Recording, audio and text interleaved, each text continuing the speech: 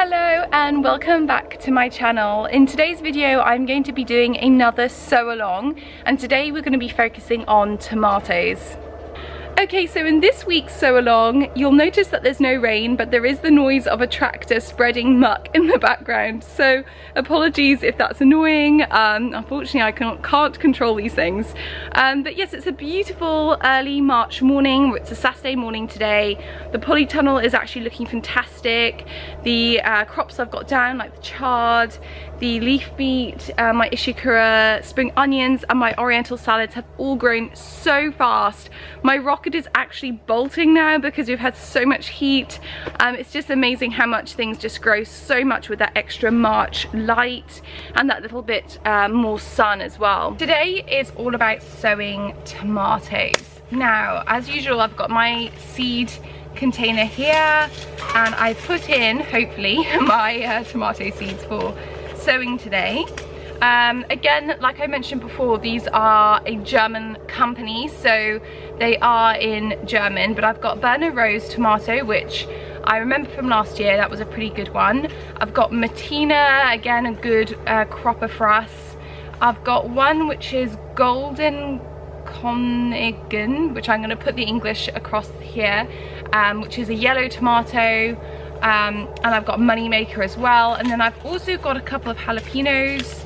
I've got a padron pepper here, and I've got the early jalapeno. So these are all things that can be sown right now, and yeah, I'm really excited. Tomatoes is something that we've grown for a really long time here. We usually do a full half side of our polytunnel in tomatoes and we string them up. In fact, you can see some of the strings still up from last year. But yes, it's a really great crop and it's just fantastic. We end up making tons of things like tomato sauce, salsas, all lovely things like that, and freezing a lot of these things. So we have lovely tomato sauces all throughout the year, passatas, just delicious, so good for you and so tasty, and really does sort of sum up that summer flavour. So of course I'm going to be getting going today. March is a great time to sow your tomatoes. I think in general the rule is the cut-off date is sort of mid-March to get your tomatoes sown. I'm sowing for the polytunnel, so that works well for me doing them now. But of course you'll want to sort of check your own climate. Now, these are not seeds that I'm going to be leaving down here in the polytunnel. That would be far too cold. These are actually, once they're all potted up, are actually going to be coming into the house, where they will use the extra heat from the house to get going on the germination. And once they've sort of established a healthy little seedling, I'll be potting them up and hardening them off a little bit in the polytunnel. So that's kind of the way it goes. They will need that extra heat, but they're a great vegetable to get going on a windowsill. So for my containers, I'm not entirely sure how I want to start them off actually. Sometimes we have done them in a flat container, almost like a mushroom tray or something like that with holes underneath, and this is a great way of starting them off. You can put them in such a small container and then you can prick them out, and that is a great way of starting them off, and I'm half tempted to do that if I can find one of the trays. Otherwise you could do them in slightly larger containers, but just bear in mind that with tomatoes you are going to have to prick them out and likely replant them a little bit, covering some of their stem, because I find anyway that tomato seedlings do tend to get a little bit leggy because they're inside, and it's great to be able to replant them and bury in that stem, and what that does is it creates a much healthier tomato plant. Okay, so I have a couple of trays here that would be suitable. You can see there they've got lots of holes for drainage, and I've got a smaller one here. I've got, like I said, I've got one, two, three, four. I've got 4 varieties, and there's only 15 seeds I think per packet, 15 or 25, so that could work quite well. The other option would be to use, like I say, a small little seedling tray. I actually have one that's smaller than this, for example this one, which would work well too. If you're using a good quality seed, I mean, it's quite likely that most of your seeds are going to germinate, so perhaps you could save yourself the hassle of using a tray and go straight for one of these. Since I am so time hungry as a mother, I think I'm gonna go for one of these, just to save me some of the effort of pricking out. Okay, I think that's what I'm gonna do. Okay, so I've decided to use a tray, but also a seedling module container as well, to kind of do an experiment on it. So as usual, I'm gonna get my compost, I'm gonna get my container, and I'm gonna put my compost into the container, creating a nice bed for my beautiful tomato seedlings. So I'm gonna use a variety of containers. I've got a really sort of shallow, small module tray here, I've got a larger module tray here, and I've also got a tray. Now, I really like the size of this container in particular. I mean, it's got 1, 2, 3, 4. This one's got 12 modules in it, and they're a really nice size, so I'm quite happy with this one. I'm just firming in the soil a little bit, a little bit more in.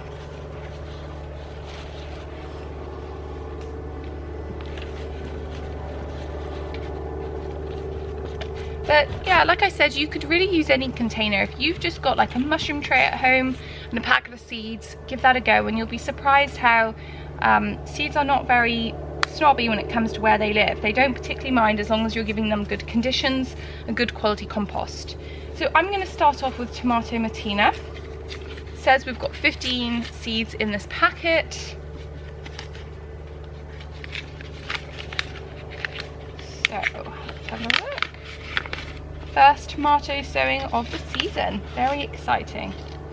Got all my seeds, and what I've done is I've just sort of poked small holes, probably like 1/2 inch deep into this compost, and I'm going to place 1 seed in per module.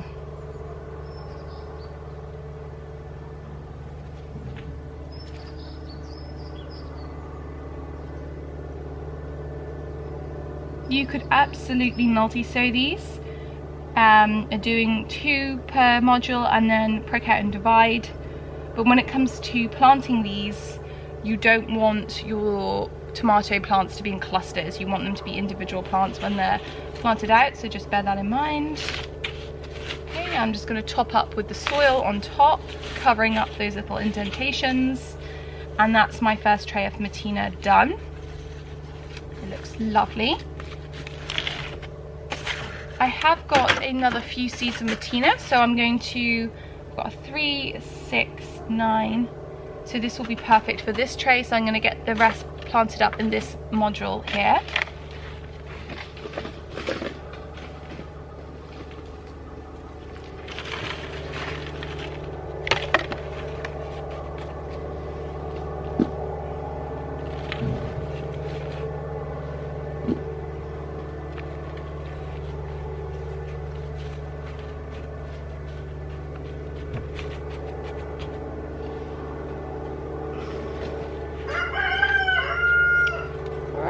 Here we go.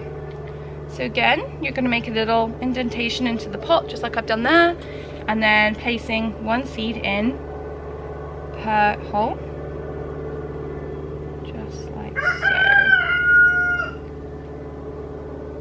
And then once again, cover them up with some compost, all tucked in, ready to germinate.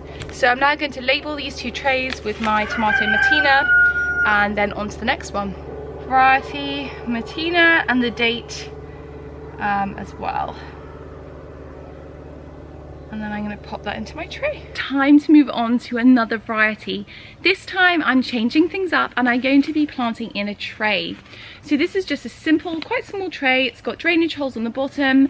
I filled it halfway with good quality compost, and I'm going to sprinkle on my seeds and then top with about 1/2 inch of compost on top of those seeds and label. Now, I might actually be able to get 2 varieties into this tray, because I can plant a little bit closer, prick them out, and then plant them onto bigger pots.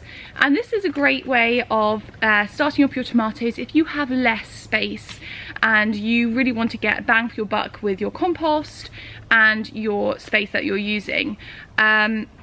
Charles Dowding does this a lot, I believe, with tray sowing and pricking out. It's not my preferred way of doing it, just because I'm so time hungry as a mother, and if I do it this way, I really do have to be on my game, and when it's time to prick them out, I have to prick them out. If I use a slightly larger module tray, it just gives me a little bit more freedom. I can let my seedlings get a little bit bigger, and then I find that moving them onto pots, potting them on so much quicker. But I wanted to plant some in a tray as well, just to show you. It's also a great way of doing it, and if you've got a bit more time, I mean, it creates a fantastic tomato plant, and like I said, it uses very little space initially. So let's get sowing. Okay, so here's my tray, and we're going to go for Burner Rose. Got 15 seeds of this packet, just tapping them down, try and get as many to the base of the packet so they don't spill all over me when I open them. And here we go. Now, I don't know about you, but March seems to be a fantastic time for books to come out. I've really noticed that. And there's quite a few fantastic gardening books about to be released or just released. There's Sarah Raven's new book on cut flowers, which I'm very, very excited about. And there's also a lovely book by Arthur Parkinson, which I'm also very excited to read. So I'm excited to get those. I think I might pre-order them later on today. So my tray, I've got my seeds, and I'm going to plop them down into the compost. Now I'm going to be quite careful that I don't plant these too close together, because I don't want them to choke each other out. But I'm putting them about ½ an inch apart. Should be absolutely perfect.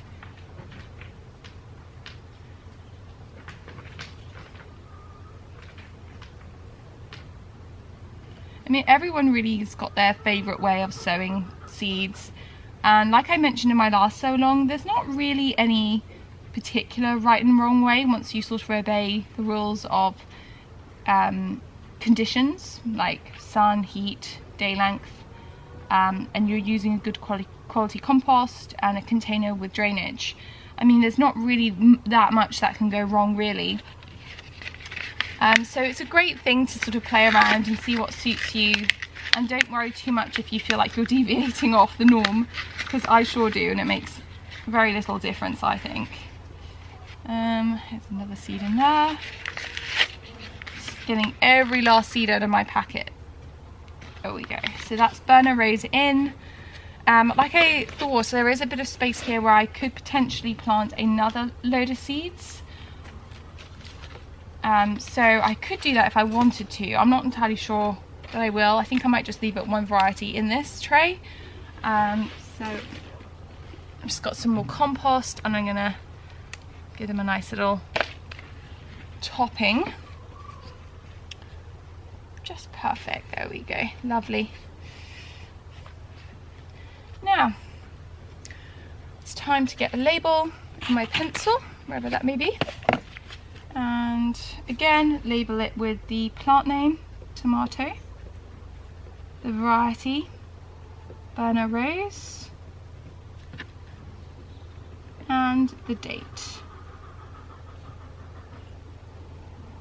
There we go, another tray done and dusted. I'm flying through this now, and I'm ready to plant out my yellow tomatoes and also my money maker. For these I'm going to use modules just like I did before, and use the same compost. This is another one that I've just found, which is really perfect, and I'm just going to make holes again in my modules for my seeds. Let's start with money maker. Again, I always tap my seeds down, open up my packet. A little tip that I have actually is what I like to do each year is I keep all my seed packets even when they're empty, and the reason for that is that I can then go back the next year when I'm buying my seeds and I know exactly what varieties I used, and also know the company that I bought them from, which is very useful, because again, it's one of those things that when you're doing it you think you'll always remember, but of course when a year goes by, you know, it's difficult to remember what company you went for or what variety exactly. And also all companies are different, and you might find that one brand just didn't work for you or another one does. So keep as much detail as you can, either write it down, keep the seed packets, and yes, make sure you note down the dates of your sowing as well. It's really important. Right, so these are looking fantastic, just one to each module. Oh, the tractor's finally stopped spreading muck, which is good. It was so noisy. I'm so not used to noise now, apart from the children noise, because we live in the countryside and it's quite quiet. I can, you know, sometimes I can hear the cars and things like that on the road, or I can hear the sea from where we are, but in general it's pretty nice and quiet. Okay, so time to get a bit more compost, spread that on top. Perfect, there we go. Another tray done. It's just so quick and easy once you get going and you've got the tools. Of course, it's time to do our little label as well. I always use my pencils for these labels. I had to go get another one earlier on. Tomato money maker, and it is 6th, I think. I'm not entirely sure of the date, but I think that's close enough. So there we go, another tray.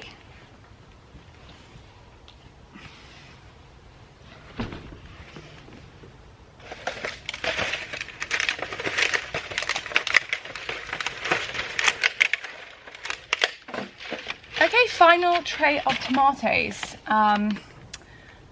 Again, I'm using this module. I really like these.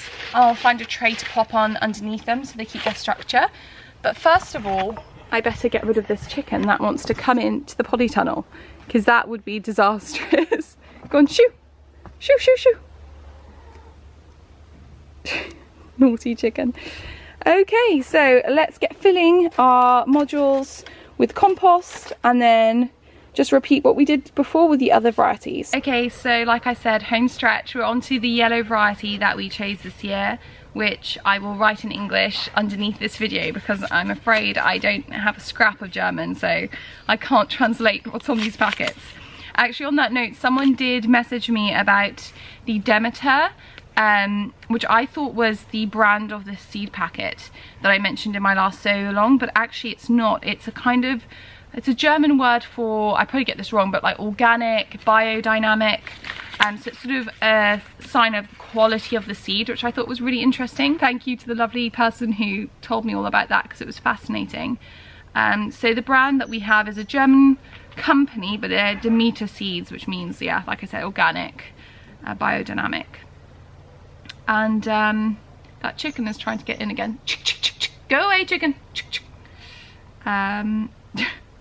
She's eyeing up my chard and she thinks it looks delicious. Okay, so here are all my tomato seeds ready for the year ahead. I have put some trays underneath the weaker modules just so they don't sort of collapse as I carry them out to my buggy, and then I'll be bringing them up to the house. It is time to get going and finish my seed sowing. Like I said, I've got some peppers to do. I've got padron, paprika, and I've got a jalapeno. I think it's a green jalapeno, which I need to do. My other seedlings that I've got here at the back of the tunnel are looking good. I've got, my broad beans haven't come up yet, which is really weird. I'm not entirely sure why my broad beans are not up. My kohlrabi's looking good, radish, pak choy, they're all come up. Some of my flower seeds are starting to come up now too. I've got black-eyed Susan, cosmos, sweet peas. All the salads are coming up really well. We've got some rocket and oriental, some turnips. So yeah, I've got them laid out here. Still need to get my table put on place for my seedlings. Usually I have a table down the center of the polytunnel. So much easier, especially with kids around, because they tend to just sort of go straight to my seeds and they want to play with them. So yeah, it helps having the tables there. Okay, so back to the seed table and back for a little bit more sowing. Okay, I'm back at the table. I've got my jalapeno peppers ready to go into another module tray. Again, I just have pushed down a little hole into each module, about ½ an inch deep. In general, I tend to sow most of my seeds like that, especially all my vegetable seeds. And then I'm just popping in the jalapeno seeds. These are lovely, big, bright seeds, so they're nice when you're planting them because you can see exactly how many you get into each module, while some of the smaller brown seeds are almost impossible to tell. Okay, I think that's plenty. Just put the rest back in. This one gets an elastic band. And then this is a new packet. This is the Padron peppers. And again, this tray will be coming inside, so they will need the extra heat to germinate. Right. Again, these are really good quality, really nice yellow seeds.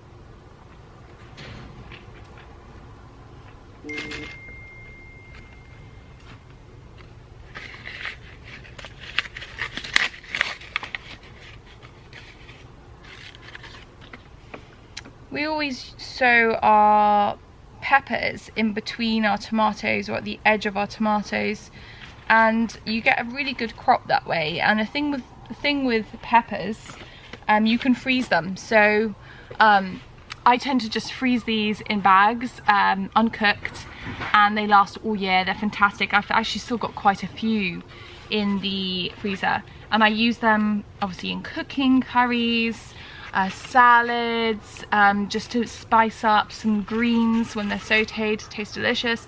And I also love making remedies with chilies, so things like fire cider is all really delicious.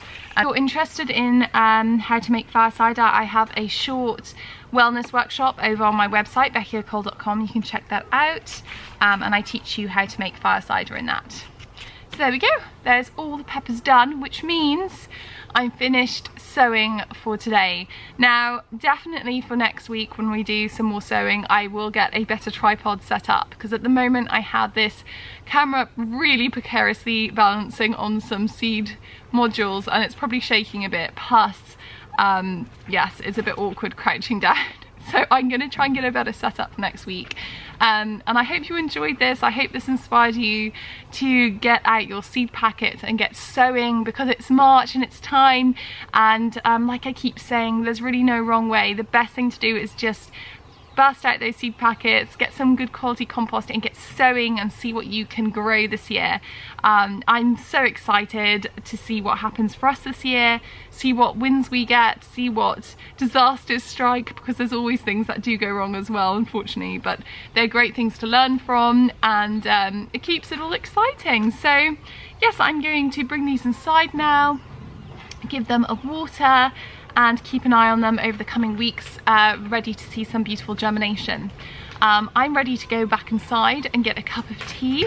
I might sit down and read some nice books. I'll be filming my to be read books for March, or I might even do a spring version very soon, so keep your eyes peeled for that. And I'm also going to be uploading the spring books that I've got for my two sons as well, because you know how much I love seasonality and sharing that with you via books and sewing and all things slow living. So keep your eyes peeled for that. Make sure you subscribe if you haven't already, and thank you so much for coming along with me today. And yes, good luck growing your tomatoes this year too, and I will see you in another video. Bye.